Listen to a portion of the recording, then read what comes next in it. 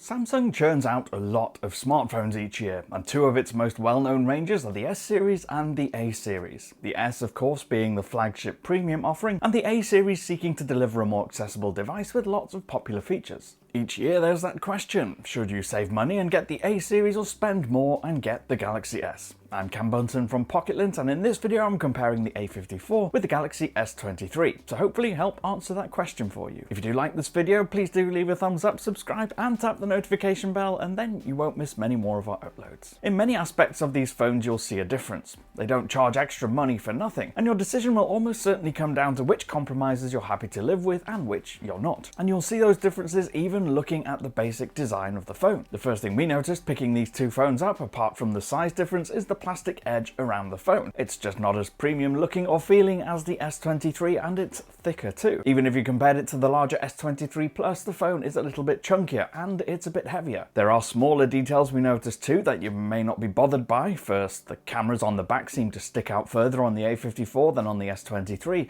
and the bezels around the screen are not only thicker but also aren't uniform. The bottom bezel or chin is considerably thicker than the other three sides on the cheaper model. That's no real surprise really, because the S23 has some of the skinniest, most uniform bezels we've ever seen on a smartphone. That's about it on the design front, however. The A54 is surprisingly well equipped for a cheaper phone, offering a glass back and IP67 water and dust resistance. Now sure, the S23 might have IP68 rating, but in reality, that just means the A54 was tested being submerged in a meter of water for half an hour, where the S23 was tested in a meter and a half for the same time. Samsung's more expensive model also uses the newer Gorilla Glass Victus 2, compared with the Gorilla Glass 5 on the A54. Now, whether or not that translates to a noticeably more durable screen, we don't really know without doing some extreme testing. But the most important thing to take away from this is that they're both built to survive your daily bumps, scrapes and accidental contact with moisture. Looking at basic display specs, and you might think the experience is much the same.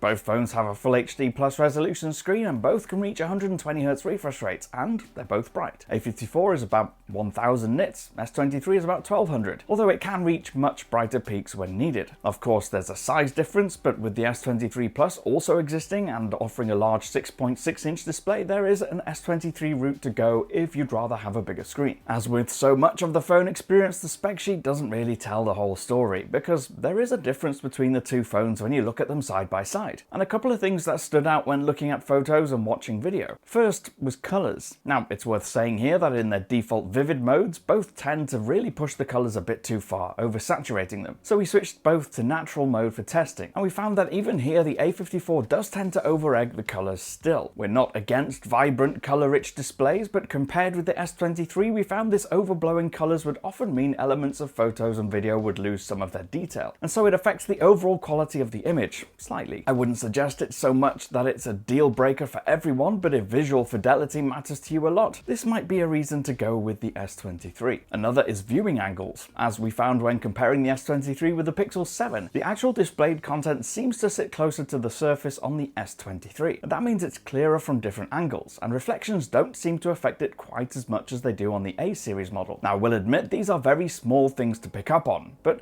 if anything, it shows you how much the quality of mid-range phones has improved over the past few years. One thing you might not notice is the refresh rates, because both can reach up to 120Hz, but the S23's is more advanced and can reach all the way down to 1Hz, reacting quickly and efficiently, where the A54 doesn't do that. It mostly just switches between 60 and 120. Now let's talk performance, and in my testing this is where I noticed the bigger differences between the two phones. I'll start off by saying the A54 isn't bad, but when side by side with the flagship power of the S23, the difference is noticeable. Everything is just more responsive on the S23. Sticking them side by side, I noticed that it didn't seem to matter what it was I was launching, the S23 was considerably more instant feeling. Whether it's loading games or a web page, Google Maps, or even just unlocking the phone using the in-display fingerprint sensor. Now, that particular example is also down to the fact that the S series models use an ultrasonic fingerprint scanner versus the optical scanner on the A54, which isn't always as quick and reliable to unlock. The S23 also rarely suffered from that feeling of stutter or delay that I sometimes saw on the A54 A54 when doing things like unlocking the phone and swiping down notifications or swiping out of an app to go back to the home screen. None of this is any real surprise though, because Samsung's flagship is powered by the top-of-the-line Snapdragon 8 Gen 2 processor, and that means it's really impressive in terms of speed, fluidity, and reliability. The Exynos 1380 in the A54 isn't as powerful. Now, would you notice this if it wasn't next to the S23? Probably not hugely.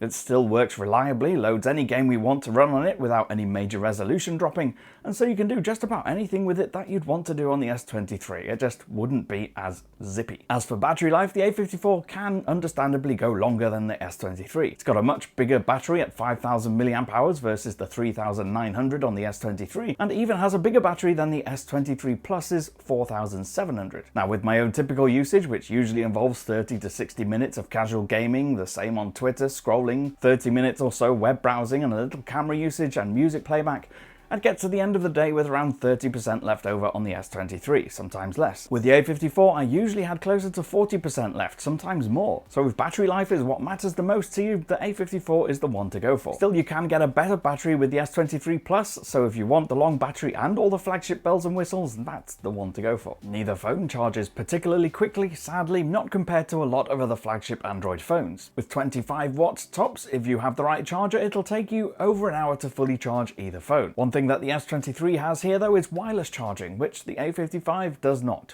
However, the A54 does have expandable storage, so you can pop in a micro SD card where you can't with the S23. Now, another area with quite clear differences is the camera department, part down to the hardware and part down to the image processing powers of the flagship phone. Both have a 50 megapixel primary camera and a 12 megapixel ultrawide, but the S23 also has a 3x zoom telephoto lens. So one of the key differentiators then is that it'll let you get in closer to objects that are further away without losing lots of detail. You can zoom in digitally with the A53, but it just doesn't have the same levels of sharpness.